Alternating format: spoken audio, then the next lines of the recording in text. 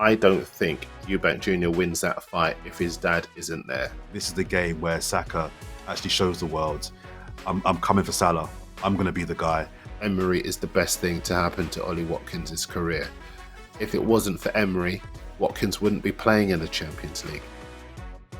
Hi there, it's Jordan and I on the Whisper It Loudly podcast this week, and we're glad to have your company. We've got a lot to talk about, lots of subjects for you to leave your views with us on YouTube, on Instagram, and on TikTok as well. We're going to start with the boxing, but before we do, I've got a question for you. Who makes your breakfast? And have you ever had it delivered to you by Uber? Jordan has. Now, if I tell you that we are recording this show at 9:30 a.m. on Tuesday morning, you will be as appalled, or should I say fascinated, as I am. Jordan, explain. First of all, Jordan, what did you have for breakfast? And tell us why you had it delivered rather than you perhaps getting up, going to your kitchen and making it. Well, first of all, good morning. And secondly, I don't understand why you're making this a thing. Like you're trying to shame me to the world, and I won't be shamed. I will not be shamed because I'm just asking. It's not. I don't do it very often. I had a very late working day yesterday. Didn't get a chance to get some bits and pieces for breakfast this morning. I was up very early this morning, as I always am. Did my stretches, did my 5 minutes of peace, did my little workout in my room.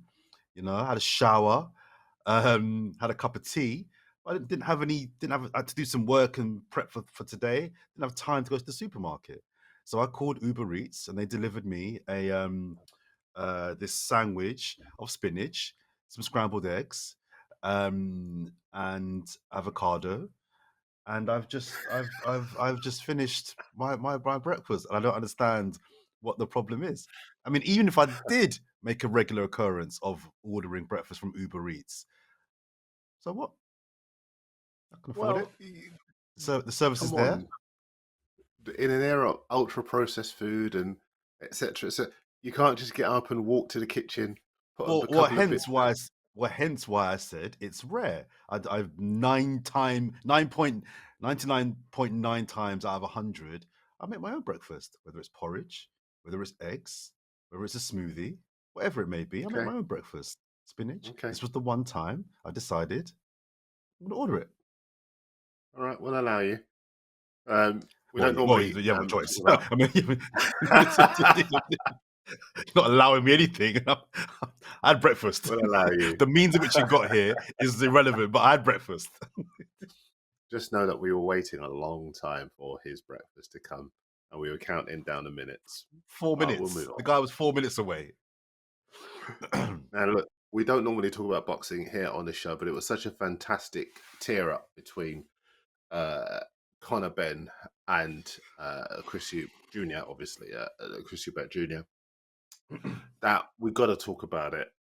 So let's start with what we saw in the ring. Jordan.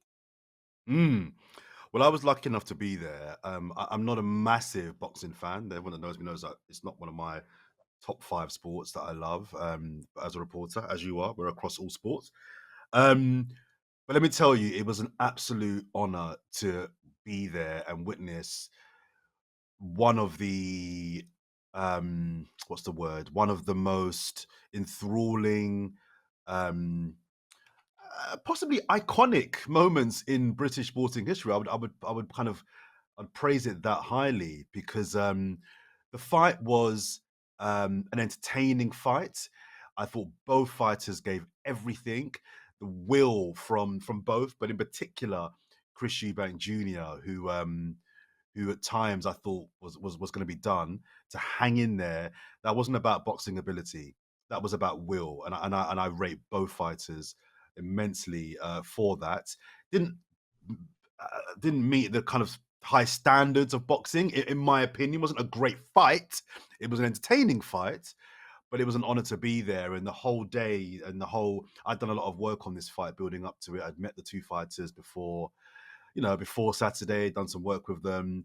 And so to see it kind of come to fruition to that was amazing. Never mind. I know we're going to talk about the dads in a little bit more detail in a minute, but the moment I was in the canteen at Tottenham Hotspur Stadium, obviously eating. I'm always eating, and on the big screen there, they showed when Eubank came out the car. Let me tell you, the whole canteen erupted. I ran into the stadium, Darren, to see, just kind of take it all in. The stadium was on fire. It electrified the whole stadium. And for Jordan, me, what do you say to those people who say that that was staged? It was theatre. The well, cat was out of the bag a couple of days earlier. Because I I kind of think there's bought a into the reality of it. So did I. So did I, Darren. So did I, actually. It feels a little bit Monday, what do they call it? Monday morning quarterbacking. Like, oh yeah, we knew it was going to be staged. Obviously, it was staged. It was like, no one was saying that on Friday. You know what I mean? Everyone was convinced that he wasn't going to turn up. So there's a lot of kind of know-it-alls now. I mean, Captain I Hindsight. yeah, I mean, I don't have any intel, but my personal view, Darren, is that I don't think it was staged. I think Chris Eubank Senior always knew he was coming, but this Mm. idea that Boxer, the promoters, were all in on it, and it was all. I think a phone call was probably had in the days before the fight between the son and father, and he said, "Look, I'm not happy with how you've been conducting yourself. I'm not happy with how it ended with us, but you're my son." There's probably apologies on both sides, and I'm going to be there. Don't tell anybody, but I'm going to be there. I think that's as far as it went. I don't think it was staged. I think that everybody connected was genuinely surprised. But it was a moment. It was that picture. I mean, the commentary from Adam Smith. I think it was on Sky, and he said, this picture will be the No, don't do picture, it that yet. photo. Let's All right, let's not we'll go get there. there yet. Let's But not go there on the yet. Let's fight, not go there yet. on the fight, Talk in about terms the of the fight fight, first. really enthralling encounter. Both guys gave it everything. I think it was the correct result. I maybe had, I think it was the correct result. I don't think a draw would have been an unfair result. But then if it was a draw, people would have just said, "Oh, it's a fix." It was a fix, so you can't really win. But no, it was an honor to be there. It was a great show. Both fighters deserve a lot. I think both fighters came out of it winning. Do you know what I mean? Yeah, yeah, So no, it was great to be there. Really good to be there. I yeah. loved it. I agree. I think that the wonderful thing about the fight was that it will have won over a new generation of fight fans 35 years after their parents had enthralled fight fans in the 90s. Um, and I think as far as the actual pattern of the fight went, around about the ninth, 10th round, I thought that Ben, Conor Ben, was going to win it. Mm. Chris Eubank Jr. looked out on his feet. He was cut above his eye, um, and he looked weary and leggy. And I thought that was it. And I think a feature of what made it such an instant classic was the fact that Eubank summoned up some courage from somewhere to come back from the brink. Hmm. Hmm. And suddenly, the speed and agility of Conor Ben wasn't any match for the power and the brutality of Eubank. And I've said this to other people who agree. It felt like you're watching a Rocky movie. You're not supposed to have that consistency of punching Mm. power. Mm. Fights are not supposed to deliver as much as this fight did, but they were trading blow for blow. All it was missing was a soundtrack. But I think, as far as the actual Well, fighters are concerned, I think this fight has set a new barometer, if you like, for what we can expect from boxing matches. Because I think we see a lot of fights involving some pretty big names who talk the trash in the build up, and you go into the ring and let's not kid ourselves. It takes a lot to say I'm going to pull on a pair of gloves and risk getting punched in the face. So I add that caveat, absolutely. But the bottom line is that there are a lot of fighters, excuse me, who talk their trash beforehand and then go in the ring and don't deliver anywhere near what Conor Ben and Chris Eubank Jr. gave the nation. And I think that suddenly we've got new levels to what we can expect from a top I'm class I'm not boxer. so sure. I'm not so sure, Dan. Let me tell you why. Because I think this was a very unique situation between two fighters who could relate to each other in terms of having fathers who were stalwarts, who were legends of the sport. The bitterness, the rivalry, I think contributed to the will to not want to lose, but also the will to keep swinging, keep punching. I don't think you can replicate those ingredients in a different fight. I'm not so sure we're now going to see other fighters thinking. I hope we do, by the way, because I think the kind of front foot boxing is what we want to see, right? Even as a non-expert, a non-connoisseur of boxing, we want to see that. I'm just not. I think the reason why this one was such a all guts, all going for it type fight was because of the background beyond the two fighters, and that can't be replicated anywhere else. Just two quick things But as well for Jordan, I final think things you're on. slightly Go on, missing my point. Well, go on, I'm go on. not saying that I expect the drama, and the intensity and whatever else, and the emotional backstory, if you like, to be the same in every fight. I'm talking about the fight, the boxing, the commitment to actually going I in see, there I and see, I having a see, I go. see, Because we I see see. so Okay. many boxing bouts where the fighters talk about what they're going to do and whatnot, and then they go in and it's holding, maybe a few punches here and there, but it's really anticlimactic. And I've seen a lot of fights over the years, and again, you, no, I will say it, I will own it. I've seen a lot of fights over the years where I've just been so meh. Is that it? Yeah, yeah, yeah. I After agree. all the I build agree. up. I And agree. yet, I agree. take out all of the backstory, take out their dads and everything else. This was a fantastic boxing match. And if you'd never No, seen Ben Eubank, what parts one and two, their dads in 1993, if you'd never seen any of that and you looked at this fight, you would have said this is an absolute classic. And I think, yeah, and that's what I mean. That I, I think people who pay their money and to go and I watch get you. fights, Yeah, watch no, Thai fights on TV, they won't be having. They'll set this fight, I think, no, and no, they'll and say, I "It's hope you're not as right. good as Ben Eubank, is it?" Yeah, yeah, I hope you're right. I wouldn't put it in the classic category because I think the fathers' fights had three elements, right? They had drama, they had will. Both fighters didn't want to give up, but they also had quality of boxing. I'm not so sure the quality of boxing was there on Saturday. I thought the will Well, was the there. the reason I think the the drama was reason why I there. say instant classic is I'm not saying instant classic for our generation. I'm saying it for the Mm. new Okay, generation of okay, okay, boxing fans okay, that will okay. have tuned into that and thought, "Wow, if this Want is some more what of we that? can Yeah, yeah, expect." yeah. Yeah. It's Just, almost just, like, just two quick. you watch. Go ahead. No, sorry, just two quick things I was going to mention as well. All the talk now, Darren, is about a rematch. There was a rematch clause apparently within the contract. I mean, I listen to people like Adam Cattrall and Adeola Depot, who are the knowledge for Annoying. me in this particular space. Yeah, and I tend to agree with their stance that although it's very easy and it would be very, very I get why people want to see that again because as all we just laid out, it was gripping television and gripping sport. Someone made an interesting point on the weekend that those sorts of fights shorten your career. Another fight that it will extend your bank balance. I don't think they're going to get neither fighter will get paid anything near what they got paid on the weekend fighting anybody else. Right? This is a we know why this was a lucrative fight. So doing it again and getting a big payday again increases your bank balance, but it's going to decrease your career because the two weight difference. I had concerns about that, but even just the slugging and the punishing of the body, I don't think you want to go through 12 rounds of that again. Those fights do diminish they shorten your career. Yeah, Um, and also a big part of the reason why this particular fight was so enthralling was because of everything, and I don't think you can recreate it again. yeah, Um, agree. uh, and so I think, as far as this one is concerned, yes, it was a belter, and I almost wonder if the two now should go in opposite directions. I don't think I there's agree. room for I agree. I agree. a sequel.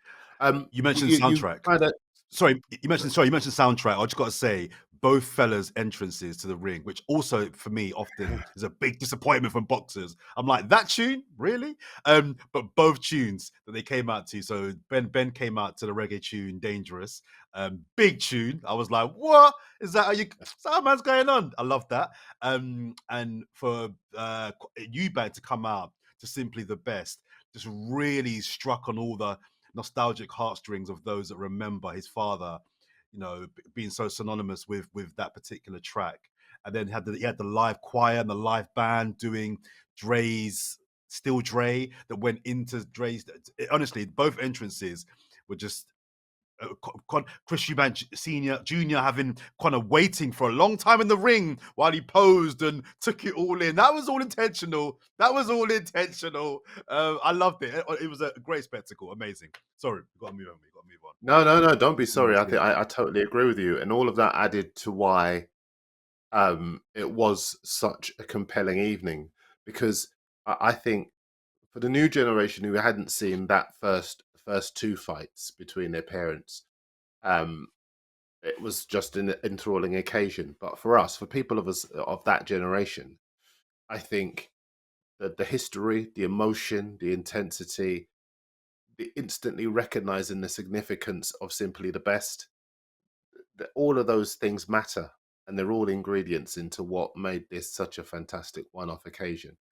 I want to talk about the images before and after, because you hinted at the relationship between the two fighters and their dads. I've written a column about it in the Daily Mirror this week, and for me, they were some really powerful images. I'm gonna just add the caveat: some people see the theatre in the Eubank situation and are not convinced it was as spontaneous as it looked.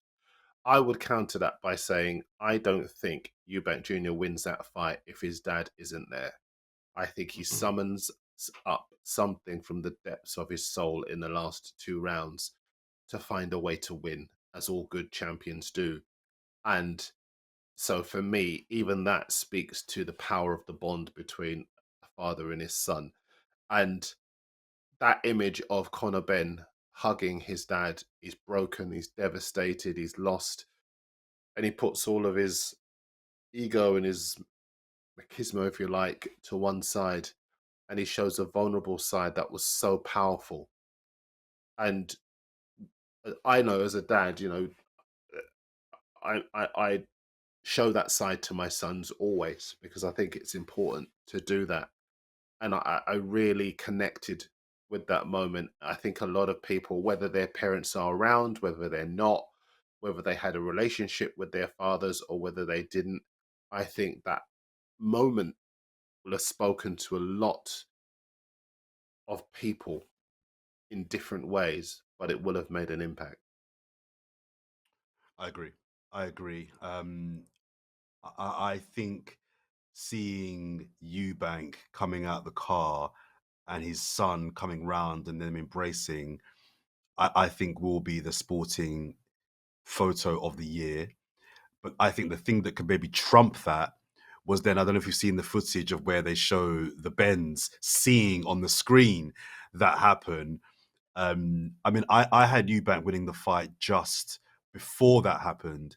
I turned to my producer when that happened and said, Ben's in trouble. Ben's in trouble. I said, Eubank's definitely got this now, because that fillet that it would have given Junior to walk into that stadium with his father, who's not just any other, it's not just a normal dad. You're coming in with a guy that you clearly are very close to, or were, or have been for a long time, very close to. But it's a guy that's been there and done it. And having that guy on your shoulder who, having vocally talked about not wanting anything to do with the fight, and outlined the reasons why the fight shouldn't be happening, of which I tend to agree with, to be a man that Chris Eubank Sr. brands himself as a man of his word and of principle. So if I say something, I believe it and I will stick by it. For him to go against it because you're my son or he's my dad would make you feel like this guy doesn't want this fight to happen and has been vocal about it. But yet he's gone above that and decided that you're still my son. I disagree with this, but you're my son, and I'm gonna be there. And you can see a smirk. My cameraman said to me, I was with him as well. He said to me, the whole time he interviewed Chris Eubank Jr. The week before, he didn't smile once. In a whole hour, he didn't smile once. Watch him walking through out the lift and through the stadium. There's a smoke on his face. There's a smoke on it that pride, says, it's like, yeah, you know what it is. You know what it is. Daddy's here. And that for I can only imagine for a young man what having your dad there would and not I say any that Chris Eubank Senior being there, just get that for me is where the fight was lost. And although it went 12 rounds and people say it was close, and I think Ben did so much better than I think most people thought he would do, that for me was a moment where I was like, I think the Bens have got a problem here. And I think it's also important to mention these are black men and these are black dads. And if we go back to the imagery of, Chris Rock and Will Smith at the Oscars a few years ago, and I know Hugh feels very strongly about the iconography, if you like, and the visualizing of seeing two prominent black men doing that on that particular stage being very, very detrimental to black people. I don't fully agree, but I understand what Hugh is saying. To see two black fathers in the corners of their sons, the embrace of Nigel Ben to Conor Ben at the end, that was just a dad hugging and consoling his son. You're not a boxer now. You're my son who is in pain. I was in the camp for 2 days with Nigel and Conor Ben in Spain prepping for this. I saw the work that he put in. I saw the 4 a.m. runs that they were doing. I saw what it meant to Conor Ben to win this. And to lose, all you want then is your dad to just give you a hug. To just give you a hug. I thought it was so... And then by contrast, Chris Eubanks, the Eubanks, let's call them the Eubanks, the hug they had of, you did it, son. You did it. I thought both those imagery was so powerful. So powerful. I loved it. I loved it, man. I totally agree with you. And I think I thought very briefly about... I keep mentioning Rocky, and I shouldn't really. But I thought about the Rocky movie where Rocky at the end is hugging Creed's son, and Drago is devastated, obviously, because his son has lost as well. And I thought about that. But stepping into reality, because my life does exist outside of movies, I think there was an importance. I totally agree with you around the fact that it was two black men, because we live in a society where the word vulnerability isn't associated with black men. Very often it's the opposite. It's the aggression. It's that the negative labels that people want to ascribe to them. And that ability to show that they were in touch with their emotions, that they could express that vulnerability. I think there were some really positive messages in there that spoke to people of all races, not just black men, of all races. If you were a man who loves your dad, you felt that moment. If you're a man, a boy, a teenager who has been in a moment where you needed your dad, where you needed to share either the triumph or the adversity with your dad, you could understand that moment. If you were someone who never had a relationship with your dad and you wished you did, you understood that moment. There was so much power in those images. To me, they were, I think they were two of the sporting images of the year so far, and I think you'll have to go some to beat them. I agree. Just lastly for me, outside of sport, didn't they? They stepped outside of sport. They did. Boxing. They stepped outside of sport. They were about something much bigger.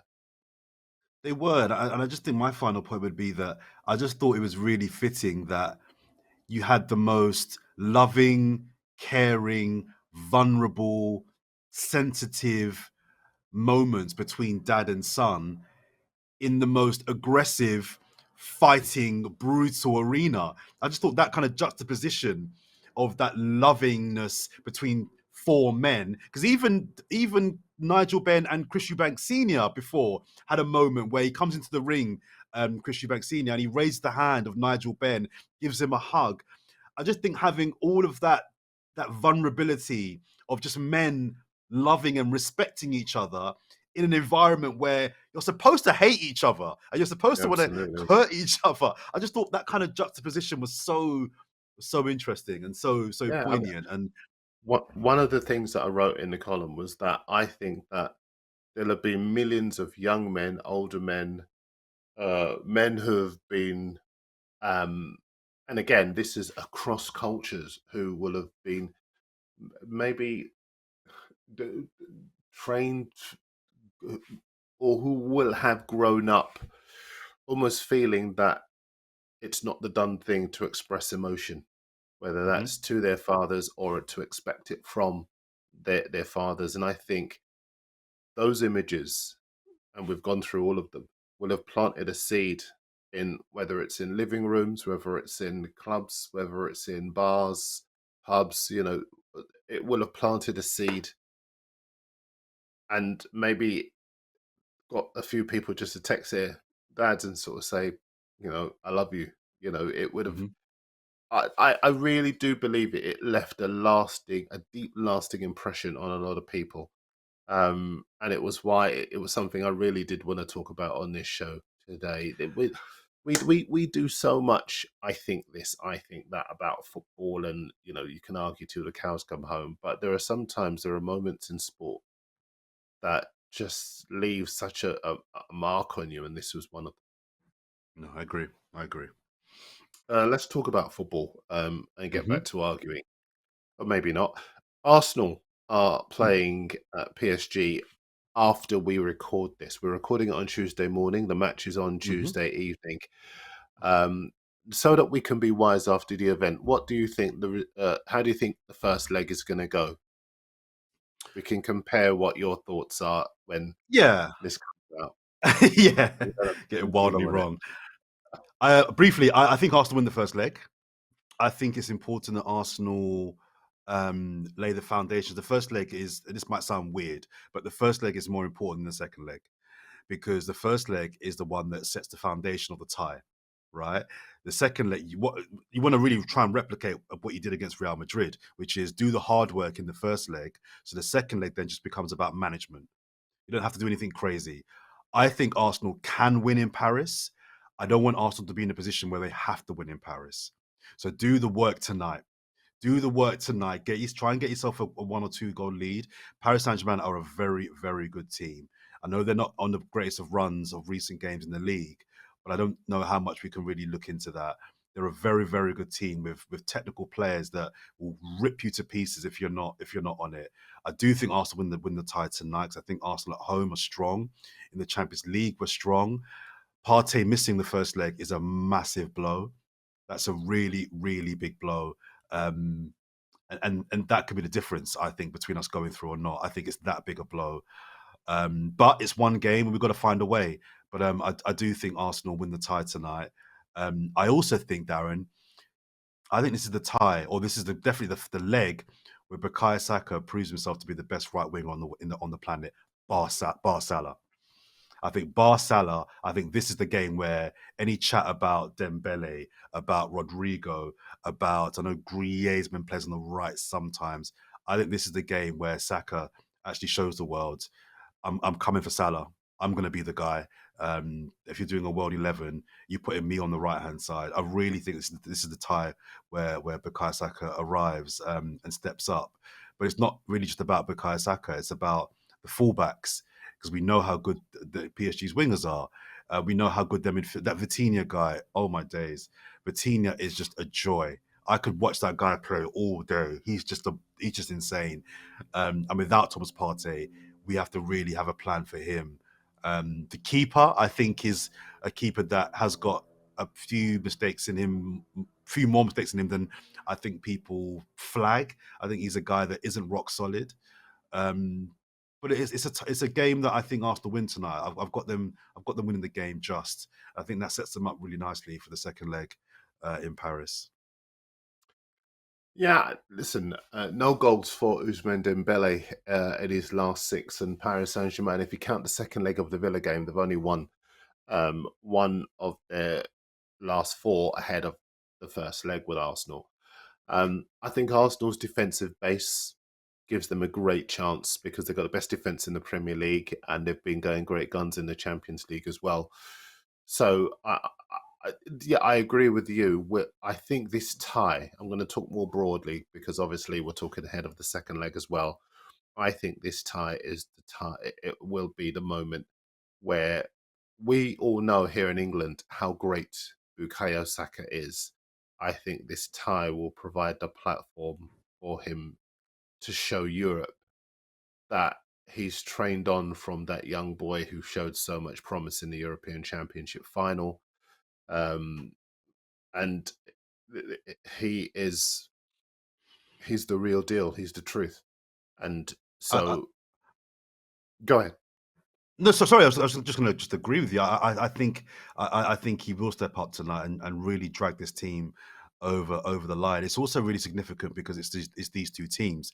And the reason I say that is because these are probably the two biggest European underachievers. I can't think of two teams in Europe who have underachieved more than PSG and Arsenal. No European title in terms of a European Cup. You know, they've both been to one final each, couple of semis beyond that. For the money, resources, the size of the clubs, these two teams have massively underperformed in Europe. And I think the tag that's labeled on both of these two clubs is always had good players, very good teams, had brilliant managers, respect both the clubs, great at doing the clothing lines and the brandings. Amazing, amazing, amazing. But when it gets to that last line, when it gets to that little bit at the end, when it gets a little bit techie, they haven't got the heart. They haven't quite got what Liverpool have, Madrid have, Bayern have, United, even Chelsea. They haven't quite got that thing that gets you over the line. So I think it's important for both teams to kind of get to this final and show that no. We are going to be at that top table of European football once and for all because it's well overdue, well overdue.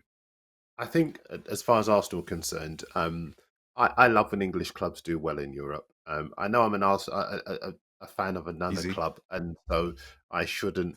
Um, I should be triable, but actually, I'll be real. I love it when English clubs do well in Europe. So I hope they do pull this off.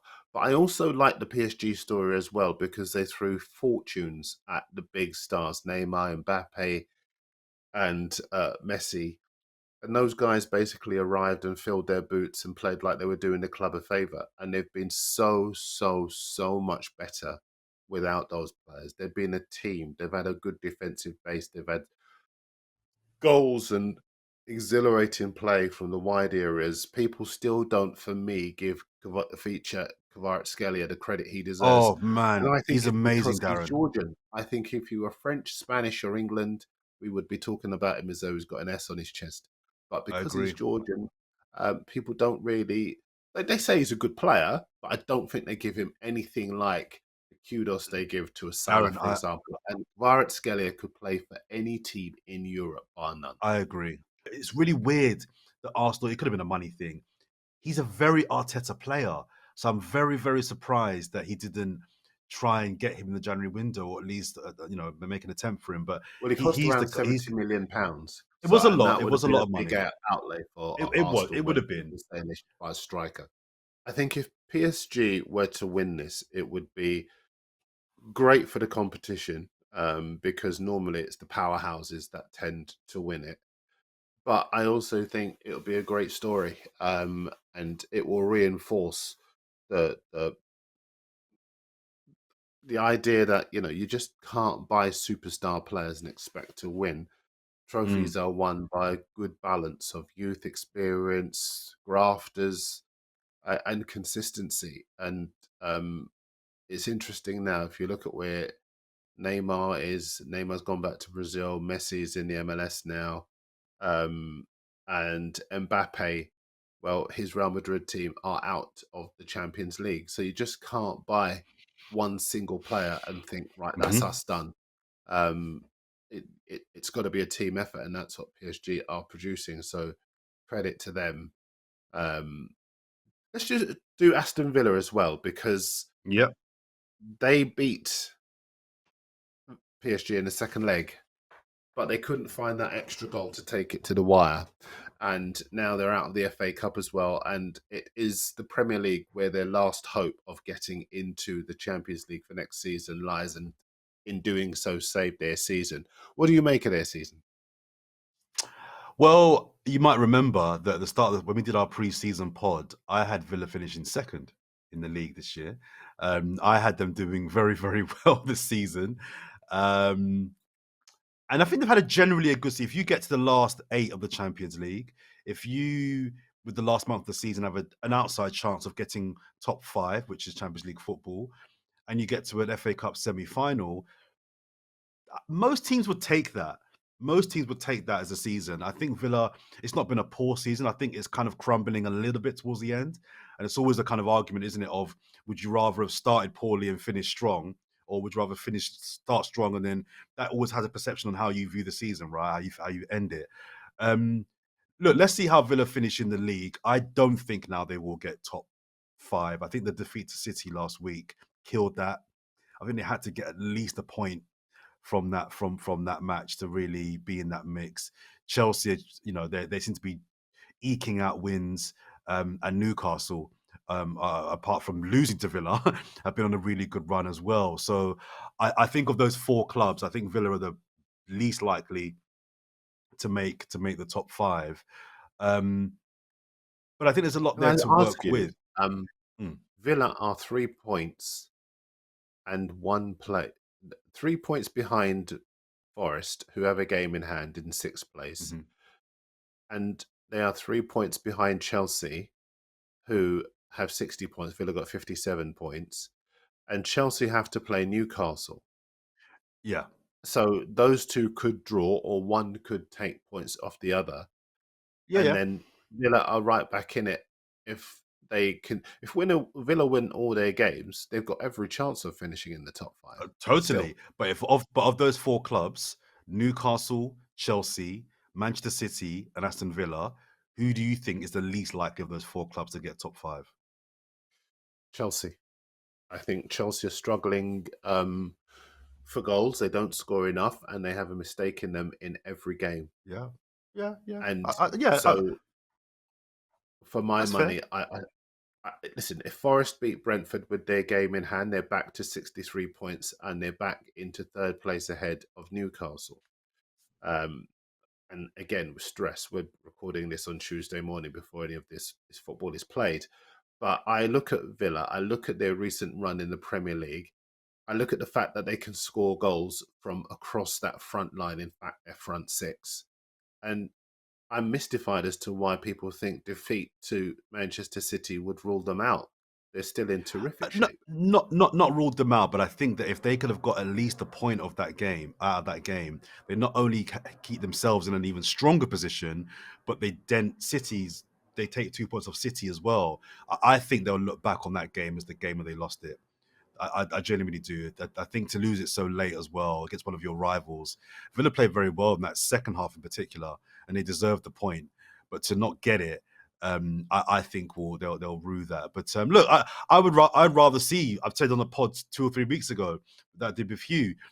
I think it'd be hilarious if City and Chelsea missed out. I'd love to see Newcastle and Villa get those 2 spots. I'd love it. I'd love it. But I just feel the momentum seems to be going with the other clubs, unfortunately. On Villa more broadly, I think Villa do, if they don't get top 5, shouldn't see it as a failed season. They've got some good players there. I know they want to get Champions League football to kick on and not make it just like it was one season. They want to bring in some top players. It's harder to sign Rashford if that's their intention. If you're not in the top in the Champions League due to wages and profile, I get it. But if they don't get top 5, they've still got the nucleus of a very good team. Morgan Rogers, I don't think is going anywhere this summer. I'm a big fan. I love Jacob Ramsey. They've got a top keeper. The Watkins situation might be a little bit techie now. I don't know what's going on there. That one might need a bit of salvaging once Asensio and Rashford go back to their clubs. They've got a decent defense. I think they can improve there. Um, but if I was a Villa fan, I'd be optimistic about going again next year and winning a cup and/or finishing in the top five. Listen, I think as far as Emery is concerned, I'll be real. Emery has managed some fantastic players with big pedigrees. With respect to Watkins, who I think is an amazing player, I think he's managed bigger players than Watkins. Um, and yes, he might be hungry and he might be angry, but use that anger to score goals, propel the club up the league, prove the manager wrong. Don't sulk and say you might not continue working with a guy who has done wonders for your club career and your England career since he arrived at the club. That for him, I believe, would be cutting off his nose to spite his face because Emery knows what he's doing. Everybody who has seen the way Emery goes about his business knows that Emery is the best thing to happen to Ollie Watkins' career. If it wasn't for Emery, Watkins wouldn't be playing in the Champions League. And I look at the other clubs, where's he going to go? People say he's Well, got to go I was somewhere just gonna where he's say the that. name. Where's I he was going to just go? gonna I was gonna ask that question. I mean, I wouldn't be upset if Arsenal took him, but it feels like in terms of being the main man leading the line, Villa's the biggest club that he could play for. You know, you could talk I, about I, Tottenham. Are Tottenham bigger than Villa? I don't know, but it feels like if you're going to be the main man at a top club, it feels like Villa is the ceiling for someone like Ollie Watkins. he's a great Otherwise, striker. People are talking you're a about him squad like player. people are talking about him like he's Mbappe or Harry Kane. He's a terrific striker, and he's had a fantastic season. But we're all learning, all of us, you, me, everybody. We're all learning. We all have to hold our corner at some point or another. We all think we deserve this and we deserve that, but you're working for a guy who knows what he's doing. He's transformed your not just your game, but the perception of you as a striker. Be angry, yes, but respect what he's trying to do because I look at Villa now and they're a serious club under Unai Emery. 6 years ago, they were struggling. They haven't been in the top 10 since 2010, 15 years. And now, in the last couple of seasons, they finished seventh and fourth, and they could be back in there again. And they've Mm. just come out of it, the Champions League quarterfinals. The guy knows what he's doing, and people are going to turn around and say that he's an idiot because he didn't pander to Ollie Watkins. Come on, man. I just can't go along with the idea that I should be criticizing Emery for being Unai Emery. And Villa will go from strength to strength if people start remembering that it's the club that matters and not them as individuals. There is a school of thought. I mean, Arsenal fans have said for a long time. One of the things I thought Unai Emery is I think he's a top manager, right? But there's a school of thought at Arsenal that there's a pattern with Unai Emery, which is one of the things that they don't miss about having him as manager, which is that the back end of seasons he does tail off quite badly, and there is a pattern of that.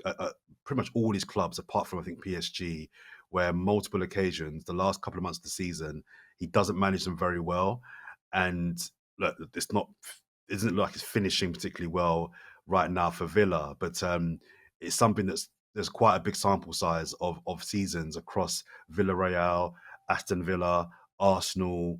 Where was he? What Valencia, about when he was at where Sevilla when he kept winning the Europa League and the UEFA Cup? well, no, he's won things as well. He's won things as well. I think he's a top manager. I'm just saying, if you look at his body of work, there are Well, quite a that is few his body of seasons work, though, where he Jay. falls. That's his body of No, no, no. work. You know, But what I'm he's saying is the taken pattern. clubs over the line.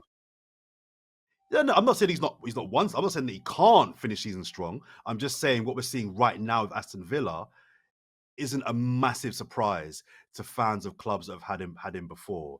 He has. There are I, lots of examples of where he's not managed I think seasons back end very well. I think those fans are looking to justify the fact that Arsenal threw him overboard prematurely. They weren't prepared to give him the time to rebuild. I understand why. They were in a hurry to get to where they wanted to be. But I don't think anybody can look at Unai Emery's career and disrespect him. He took a Villarreal side made of players that other clubs didn't want to the semi-finals of the Champions League. Um, he made them respectable. He's gone to Aston Villa, who were outside relegation places on goal difference and took I them rate into I rate I'm not the I big rate him. time. I'm not saying I don't rate him. I'm just saying what's happening now has happened on several occasions at other clubs before. Several This is not a occasions it's happened. It's not that's not true. He won the league with Paris Saint-Germain. People say it's a weak league, and yet Paris Saint-Germain is one of the best teams in European football at the moment. I mean, I took Paris Yes, out of this because say again. Paris is a I took Paris Saint-Germain's time there out of my example because Well, I all don't right. think Well, it's his time difficult to before Paris dominate. Saint-Germain was at Sevilla, where he I'm won not saying he's not, I'm not silverware I'm not saying repeatedly. he's not won things. I'm just saying what we're No, seeing right well, yeah, now at Villa, we've seen before on a few occasions at a few clubs. That's what I'm saying. well, That's what I'm saying. he's had. Listen, before I'm not. I do want to deconstruct this because otherwise you perpetuate what is a myth. Before It's a Villa, fact. which he's I'm just turned saying out back of into a fact. superpower, he was at Agree. Villarreal, who he took to the semi-finals of the Champions League. Arsenal Agree. was the blot in his copybook, but before Yeah. that, he won the league at Paris Saint-Germain and took them to the Champions League brink. Yeah. Sevilla, he plundered the Europa League, UEFA Cup, whatever you want to call it. And then before that, he was at Valencia. So where are these eras in his I don't body of disagree. work, apart from I don't Arsenal, disagree. where he's been? He's been managing for like 20 years, right? 15, 20 years, right? It's a long time. He's won the Europa League 4 times, 5 times, 4 or 5 times. So I think there's a it's lot of four. other seasons where he's not won things, Darren. I'm saying it's one thing if you don't win something, but it's another thing where there's a pattern where the last 2 months of the season you drop off a cliff. That's all I'm saying. No, If you look at the seasons where he's not won but things, that's my point. That's my point to you. Where is that pattern? Because what I'm looking at, 1, 2, 3, 4, 5. He's had 6 clubs, right?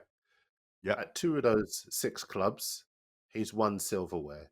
He yeah. goes 2 of the first 3 clubs he's won silverware. He goes to Arsenal, he doesn't get enough time. He goes to Villarreal and he transforms that club from also runs into Champions League semi-finalists, and now he's at Aston Villa. I'm saying So two things can be what true, he's Darren. done to all of those clubs, take out Arsenal, what he's done with all of those clubs is leave them in a better position than he found them. A much better position. I'm just Yeah, saying that as far as he's concerned, you I don't cannot disagree buy with into that. this idea that he I'm drops saying off. two things can. No, but it's a fact. If you look at his record, I've not got it in front of me. If you look at his record in the years where he's not won trophies, he tends to end the season quite If you badly were after talking, starting very, very well. if you were talking about maybe if he was at say Bayern Munich, Real Madrid, um, Manchester City, fine. What he's done with Villarreal and Aston Villa, they have no. I'm Aston not Villa disagreeing haven't with been you. in the elite European competition for 40 years. I'm What he's with you. done I'm with not them is disagreeing with you. beyond their wildest dreams. With what he I'm did not with disagreeing with you. Villarreal, beyond their wildest dreams. Beyond their Yeah, wildest dreams. They had no agree. right to believe that they could be achieving what they did under him. I agree. I'm just saying two things can be true. He didn't win trophies, and I agree, but I'm going to say he what I said anyway. no, but because I'm agreeing with your points, which are factual. You're challenging my points, which are also factual. He didn't win trophies in every year. He didn't have good seasons of Villarreal He every didn't, year. There were bad years. All I'm but saying is, in he the didn't years where win he didn't win a trophies in every trophy, year. no, but in the years where he didn't, I'm saying many of those seasons, of which there are quite a few, there's a pattern of finishing the season really poorly. That's a fact. That's what I'm saying. That doesn't mean he's not a good Or manager. those clubs reached the limit of their abilities, maybe Maybe. because of their transfer budget, I'm just and they didn't have the money to maybe, bring in the maybe. personnel that would have got them over the line. If you So look what's the at excuse Aston this year Villa, then? So hang on. well, To your point, what's the excuse this year? This year they did back Aston, him in January. Aston Villa defensively are not strong enough, and that's the area Okay. that they need to improve. If you look Come at on, their Darren. They spent big money defensive, on Asensio and Rashford. They gave him yeah, money. but The they money don't was play there at to centre spend. half. And he chose. They No, don't but play you at can't. centre half. No, but Darren, the club can't give him a bottomless load of money in January. They gave him a lot of money, and he chose to spend it on Asensio Yeah, or Rashford. yeah, yeah. But see, what you're doing is you're presenting. I've got a lot of respect for Unai Emery, but you've got some veiled criticism in there. And I'm saying to Yeah, you I'm that right. Villa are still a work in progress. And I don't see, Yes. you're talking about Villa having tailed off, right? Yeah? Yeah. Yeah. Villa have won 10 of their last 13 matches. Yeah. So you tell me how that's tailed off. Well, I'm looking at the definitive metrics of out of 2 cups in a month, and I've gone from being well in the mix of a top 5 finish to now being on the periphery of a top 5 finish. That's all What? within A that's all point within a month. behind the fourth place team. In Well, fact, the they were better two placed. They teams were on the better placed a state. month ago. 2 point. Listen, they are bang in the race for a top 4 place, a top Yeah. 5 place. They are 3 Yeah. points off 4th place and 5th place. The things you're saying are the kind of they have to be checked. Otherwise, people go away thinking, yeah, What's got to be it's checked? all falling They apart. got they got They've they got won knocked out of 10 the of their Champions last League. 13 Hang matches. on. They got knocked out of the Champions League. Fact. Yeah, They got knocked out of the semi-final of the FA Cup. Fact. yeah, Check those yeah. two. They're facts, right? Yeah, well, let They me give you dropped points. this in response. In going out of the Champions League, they were the first team to score 2 goals against Paris Saint-Germain, who many What does people that say mean if are the you're best out? team in Europe for What does that over mean a if you're year. out? You're out. And exactly, they are out. They are out. But the fact is that that's not them tailing off. That's continuing that momentum of scoring goals and winning matches to this point. They've still have a lot to play for. And if they were to finish All right. in the Champions League for a second season running, that's a fantastic season as far as Aston Villa are concerned. Okay. We spent 20 minutes arguing about something we're not actually I that know. far apart on. You're just refusing anyway. I am. I You am. wanted I we haven't got refuse long, to. but you hang on. You wanted to mention on Rashford before because we haven't got long left, haven't we? All right, You wanted to talk about let's not do Rashford. Let's let's leave leave Rashford. Rashford. Okay, We do can him another come back time. to that. I want to ask you about later daters. You've got a Later new show that daters. you like on Netflix, and Yes, this man. is This show's sweet if you meat. haven't seen later daters, Jordan's going to run you through it now. Just briefly, yeah, man. I'm watching this program. It's on Netflix. I think it's been there for a while, actually. I think I'm quite late to the party. It's just one of these programs where they try to find people love, and they set them up on dates. The difference with this show is that it's people who are older, so it's normal. This is normally the sort of format for young people, or going back to that horrible concept of undateables, disabled people. This is just for people who are 50 plus. So the contestants, the subjects, the people that they've got are all between 50 and I think 65, in that kind of 15-year age bracket. And it's just a really, really good watch. I'm really obsessed with dating and relationships and love and all this. The whole subject just fascinates me. How people date, why people date, why what on paper should work doesn't work, and why what off paper shouldn't work ends up working. And then when you factor in the element of how old they are, these are people that have pretty much all have been divorced at least once. I think they've all pretty much, apart from one, had children that are all grown now. The dynamic of what you look for in a date is different when you're 30, right? They've all had their careers, they've all had their lives, but they want to have their final days with somebody that they love. So the dynamic is different when you're dating at 54 versus 28. Um, and yeah, this is one on episode. I'm on like episode 4 or 5. I think episode 4. There's one example of this lady that went on a date with this guy, and I did it on I put it on my Insta story because something happened to the guy. Right, they're at the bar and they're having a chat, and he's obviously an older man. He had to stand up off the stool, right? So he had some medical thing going on clearly, and I loved the way that the lady who was older than him, she didn't make a big thing of it. She really compassionately made a joke of it and didn't make it a thing because it could have been very awkward for the guy in that scenario to have felt a little bit uncomfortable. But I love the way she dealt with it. She made it a joke. She kind of made him feel very, very, very at ease. She's my favorite. I've forgotten her name, but she's my favorite so far. She's been on a few dates. And then there's another lady went on the date with this guy. Oh my God, this guy was a menace. This guy's talking about how, some guy, I chat to my female friends, Darren, and they chat to me about their dating experience. It's the funniest coffee or hot chocolate or lunch you will ever have, and you hear how other guys move. This guy's talking about, yeah, around Atlanta. Who says that on a first date? He then asks the woman, says to the woman, "Oh, I've got a son. Do you have any kids?" The woman says, "Yeah, I got 3 children." Hear him. Same daddy. I'm like, bruv, what you Why got would you say that? on a There's a first reason he's date? single. On a first day, and then there's this next don that's got this mad foot fetish, right? So like from the minute she walks into the door, she said she saw him looking at her feet. You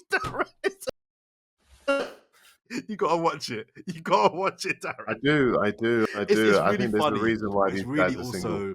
also informative, because you just see how people of a certain age, how they date is different to how they were dating when they met their first husband 40, 50 years ago. Phones are a thing now. The language you have on dates, the people don't play games anymore, get the directness, the flirting. It's all different to them now. And just seeing that from their eyes is really, really interesting. It's a good Would watch. you I would recommend it. you would you date now? I'm sure you don't mind me saying Jordan is single. If you I am are single now, yes, interested, yes. If you're interested, his holler at your boy. number is 07444. But Jordan, if you do you prefer swiping left or right, or do you prefer actually talking to people face to face and Talking meeting to people organically? I deleted all the apps many years ago because whilst I had a little bit of fun, as many of us did with the apps, and there are many people in committed relationships, even married, who met their partner through apps. I don't think we should deride or denigrate, should I say, meeting people online. It can work, and for some people who are not confident, not great, not good speakers, don't go out very much, that's the only way they have to meet somebody. So there's a place for it for sure. I loved the way that I met my ex, my former partner. A friend of mine had a birthday party. He invited me at the bar. I saw her. I thought she was really attractive. We got chatting. I got her number. We went on some dates. Bing, bang, bong. I loved that because I got to see her in person. I got to feel her energy. I got to create some chemistry with her. And although that's probably the least likely way of meeting a woman these days. One, because most people are online, but secondly, there's a tension, I think, between a lot of boys and girls about how you can approach girls. What can you say now? And I think that puts a lot of men off talking to girls because they just don't know if their approach is going to be deemed inappropriate, so they just don't do it a lot of the time. But I love it. I much prefer the action of seeing someone in person, and just because sometimes some people aren't very photogenic. I'm not photogenic. I look much better in person than I do on camera and on picture, right? I'm a stunner. In person, I'm buff. On photos and on camera, doesn't do me justice. So some people meeting them on via a picture or a video doesn't really sell them. But even forget the kind of the visual of meeting somebody. Just you get a charisma across, or a feeling that you just can't get from texting somebody. So, and that, going back to the program, is evident in that as well, because these people aren't even used to dating online. They're from an era where you met someone in a bar or a club, or and I love it. So yeah, always for me, preferential is to see somebody in person. 07951 There you go. 097. At your boy. At your boy. Instagram, TikTok, and all that. Slide in my DMs. They're open. They're open. Exactly. Listen, that is it for this week's Whisper It Loudly podcast. You and Troy are back with us next week. In the meantime, like, subscribe, leave your thoughts below the line, and we will speak directly to them. Bye for now. We'll see you next week.